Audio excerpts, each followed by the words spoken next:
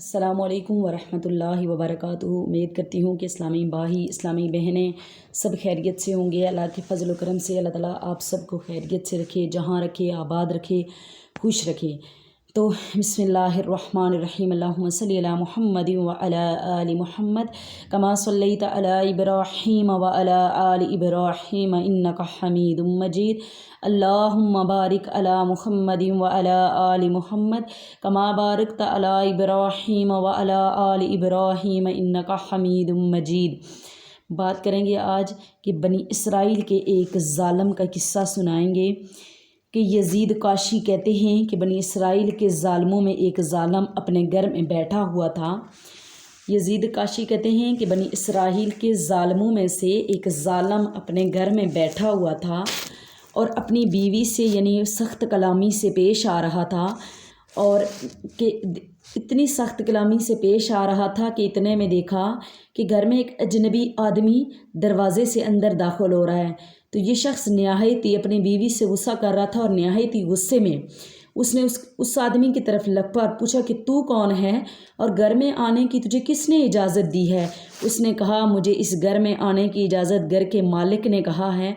मैं वो शख्स हूँ कि जिसको आज तक कोई नहीं घर के अंदर दाखिल होने से रोक सकता।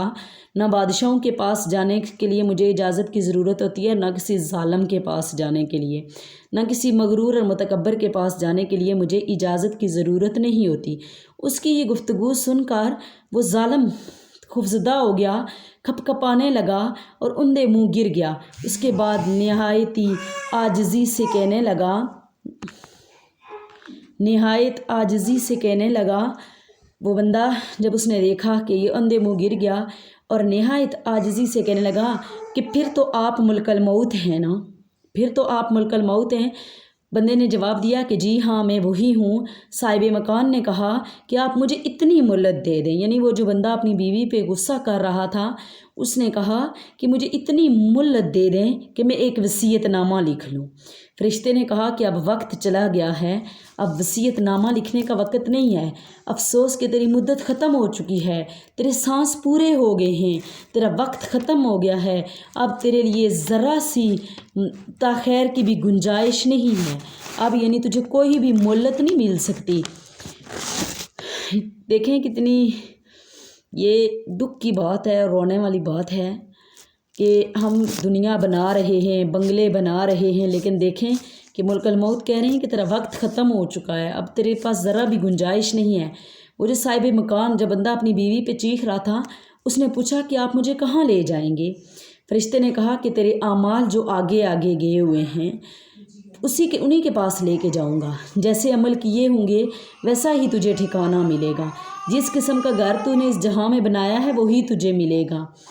उसने कहा कि नेक अमाल तो मैंने कुछ भी नहीं किए, मैंने तो सब बुरे अमाल किए हैं। फरिश्ते ने कहा कि लज़्ज़ा नज़ाअतुन लिशवा, यानी उसकी तरफ लेके जाऊंगा। बताया कि वो एक आग है और उस आग की तरफ मैं तुम्हें लेके जाऊंगा। तो देखें कि हम दुनिया में इतने काम करते हैं, घर बनाते हैं, बंगले बनाते हैं, पैसे जोड़ के रखते हैं। देखिए हमारा मकसद क्या है, पता नहीं है कि अल्लाह ताला ने किस हाल में हमें मौत दे देनी है। वो रब पता नहीं किस हाल में मौत देगा। मैं उस रब के आगे यही दुआ करती हूँ कि वो तमाम उम्मत मुस्लिमा को इस हाल में मौत दे कि कलमा पढ़ रहे हूँ, लिबास मुकम्मल हो। अल्लाह ताला हम सब की मौत की सख्तियाँ आसान करे। मेरा रब हम सब की मौत की सख्तियाँ आसान करे, हमें कब्र और आखिरत की तैयारी करने वाला बनाए वो रब। उस रब का खौफ अल्लाह हमारे अंदर, या अल्लाह अपना खौफ पैदा करे, हम उससे डरें। या अल्लाह हम सबको जहन्नम की आग से बचाना मेरे मौला।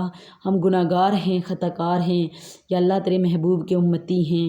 या अल्लाह अपने महबूब के उम्मती होने से हमारे गुनाहों को माफ़ फरमा और हमें सीधे रास्ते पर सिरात मुस्तकीम पर चला।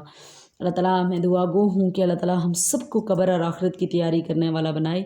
ये दुनिया फना होने वाली है, ये फ़ानी है, बाकी रहने वाली वो रब की ज़ात है। तो पता नहीं हम लोग फिर भी क्यों इसमें पड़े हुए हैं। अल्लाह ताला हम सबको ना अपने रब का खौफ पैदा करे, कब्र और आखिरत की तैयारी करने वाला बनाए। आमीन। जो कुछ सुना सुनाया उस पर आपको भी मुझे भी मेरा रब अमल की तौफीक से नवाजे। آخر الدعوانا والحمد للہ رب العالمین۔ السلام علیکم ورحمۃ اللہ وبرکاتہ۔